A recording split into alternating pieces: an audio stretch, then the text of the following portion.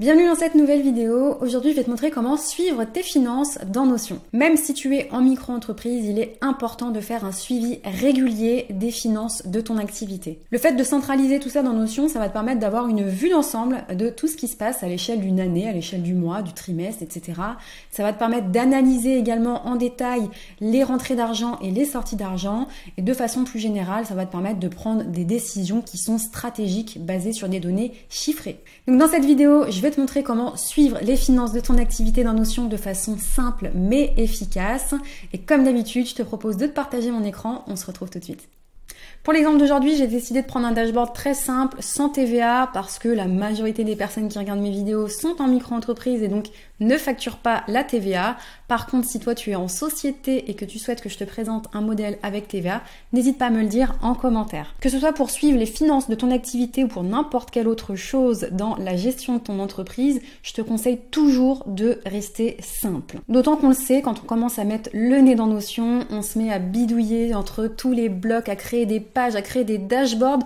Bref, on y passe des heures, on ne voit pas le temps passer et parfois, finalement, on n'aboutit même pas au résultat qu'on attendait. On s'est complexifié les choses pour rien. Donc, avant toute chose, quand il s'agit de suivre tes finances, ce que je te conseille de faire, c'est de te créer une routine. Si tu veux éviter la corvée de fin de mois qui va te prendre une journée entière avant de faire ta déclaration de chiffre d'affaires, ce que je te conseille de faire, c'est que tu vas définir une journée par semaine. Et encore, quand je dis une journée, c'est 1 heure, 30 minutes en fonction des opérations que tu vas devoir checker, dans lesquelles tu vas pouvoir analyser les fameuses opérations qui sont rentrées, les fameuses opérations qui ont été décaissées. Et ainsi, quand arrivera la fin du mois et le moment de déclarer ton chiffre d'affaires, tu auras déjà tout de prêt. En fonctionnant comme ça, tu vas de 1, éviter le stress de fin de mois. De 2, tu vas également éviter le risque d'erreur. 3, tu vas prendre tout de suite de bonnes habitudes. Tu es entrepreneur, avoir une vision claire de tes finances, c'est indispensable. Le dashboard que je vais te présenter aujourd'hui qui s'appelle Finances simplifiées sans TVA, comme je te l'ai dit, il est disponible dans ma boutique Notion Simplifiée. Si ça t'intéresse de le télécharger, je vais te mettre le lien en description de cette vidéo. Donc, pour te présenter le fameux dashboard, qu'est-ce qu'on va retrouver comme élément dans ce dashboard? Donc déjà, ici, on va avoir plusieurs pages. Comme je te l'ai dit, on reste dans la simplicité. On a une première page qui va être le récap annuel. Donc, comme je te l'ai dit, ça va te permettre d'avoir une vue d'ensemble de ce qui s'est passé au niveau de tes finances à l'échelle d'une année. Qu'est-ce qu'on va retrouver sur cette page? On va simplement retrouver une vue galerie dans laquelle on va avoir chaque mois de l'année qui vont être archivés et tu vas avoir un récap systématiquement du total des sommes qui ont été encaissées, donc de tes revenus, du total de tes dépenses et donc le solde restant, la différence entre les deux. Qu'est-ce qui te reste avant impôt bien sûr, dans ta poche une fois que tu as soustrait tes dépenses à tes recettes. Donc ça te permet d'avoir une vue d'ensemble éventuellement à analyser en fin de mois, ça peut être intéressant. Tu peux te créer également ici une vue, c'est ce que j'ai fait dans mon propre dashboard, où tu vas avoir une vue plutôt annuelle, une vue trimestrielle. Tu peux également créer une vue à la semaine également, ça peut être intéressant. Et ça te permet de piloter ton activité en fin d'année, de te dire ok, où ont été finalement les pics d'activité, qu'est-ce qui s'est passé sur les mois où j'ai un chiffre d'affaires très nettement inférieur aux autres mois. Et comme ça, tu pourras analyser et prendre des mesures correctrices qui sont stratégiques et pertinentes en fonction de données chiffrées. Ensuite, on va retrouver bien sûr une page dédiée aux différentes recettes que tu auras encaissées. Ici, on va retrouver différentes vues en fonction des mois de l'année. La même chose avec tes dépenses pour que tu puisses avoir une vue d'ensemble pour chacun des mois et retrouver toutes les dépenses. Et on va retrouver également une 4e page qui va te permettre d'archiver ici les outils que tu utilises. Donc cette vue, elle a vraiment pour but principal de venir pouvoir te mettre des échéances pour ne pas oublier de résilier les outils que tu as souscrits de façon mensuelle, par exemple sans engagement ou avec engagement et que tu n'utilises pas forcément, puisque on le sait aujourd'hui, les outils sont de moins en moins chers. On a tendance à tous les tester puisqu'on dispose de périodes d'essai et parfois, forcément dans la masse des outils auxquels on souscrit, on oublie de se désinscrire. Les mensualités continuent de passer et finalement c'est des charges en plus qui ne servent à rien. Donc ici dans cette base de données, tu vas pouvoir lister tous les outils que tu utilises. Ça va te permettre d'avoir une vue d'ensemble des outils que tu utilises réellement, donc les fameux outils qui vont être actifs. Tu vas pouvoir noter, comme je te l'ai dit, les dates de renouvellement, donc notamment si c'est des outils que alors tu payes mensuellement mais sur lesquels tu t'es abonné annuellement. Et donc tu vas pouvoir mettre ici une alerte pour ne pas oublier éventuellement de les résilier au moment de l'échéance. Tu vas pouvoir ici avoir une vue avec tous les renouvellements qui arrivent.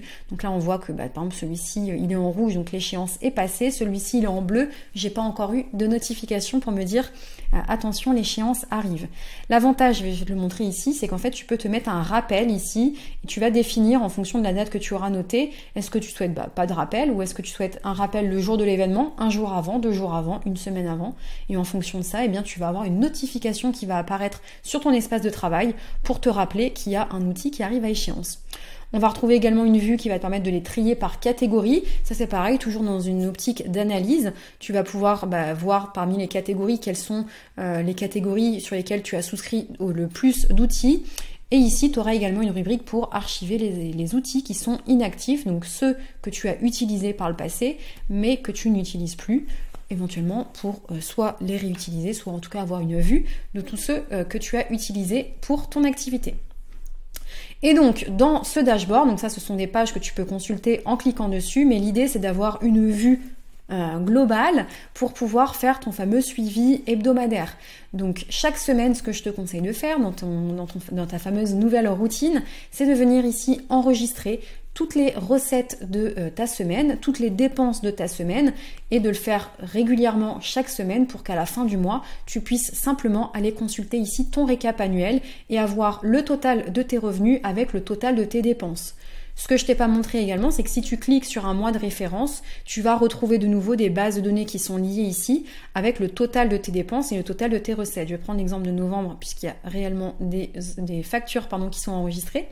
Et donc, on va retrouver ici les différentes recettes avec la date d'encaissement, les différentes dépenses avec la date de décaissement, le montant et en fonction de ça, on a le solde, donc la différence entre les recettes et les dépenses. Tu vas également retrouver ici le récap du mois avec uniquement le mois en cours. Donc là, on est en décembre au moment où je tourne cette vidéo et donc ça m'affiche le mois de décembre 2022.